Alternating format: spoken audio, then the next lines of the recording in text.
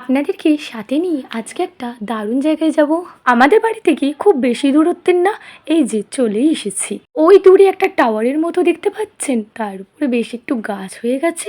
এখানে এদিকে দেখুন কি সুন্দর একটা পুকুর। আমার ছোটবেলাটা কেটেছি গ্রামে। আমাদের গ্রামেতে প্রচুর পুকুর ছিল, আর এখন আমি যেখানে থাকি এখানে পুকুর খুব একটা সেইভাবে দেখা যায় না। আর দেখা গেলেও পরিষ্কার পুকুর দেখা এখন অমিল। আর এই যে টাওয়ারের মতো এটা দেখতে পাচ্ছেন, এটা নাকি আগে একটা রাইস মিল ছিল। এখন আর কিছুই নেই, শুধু এইটাই রয়েছে। তবে এই সম্বন্ধে আমি বিশেষ কিছু জানি না বলে আপনাদেরকে খুব বেশি ইনফরমেশন দিতে পারলাম না। চলে এসেছি সেই কাঙ্ক্ষিত জায়গায়। এখানে আশেপাশে প্রচুর বন ছিল, তারই মধ্যে ফুটে রয়েছে অসংখ্য কাশফুল। আর ভীষণ ভীষণ ভালো লাগছিল কাশফুলগুলো যখন হাওয়া একটু একটু করে দুলছিল।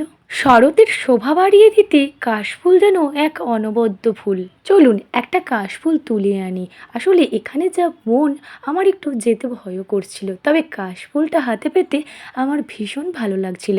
আর আজ আকাশের দিকে তাকিয়ে দেখুন কি সুন্দর লাগছে আকাশটা। এরকম সুন্দর আকাশ খোলামেলা অনেক বছর দেখিনি হয়তো।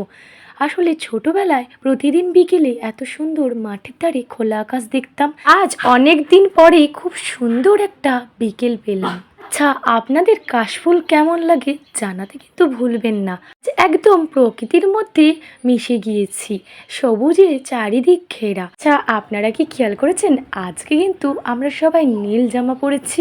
হ্যাঁ, আমার ছেলের জামাটা নীলটা একটু বেশি, মেয়ের জামার নীলটা একটু কম, ওই আকাশি টাইপের। আমি, হাজবেন্ড আর ছেলে তিনজন ড্রেস পরে নেওয়ার পরে দেখছি আমাদের তিনজনের ড্রেস একই রঙের।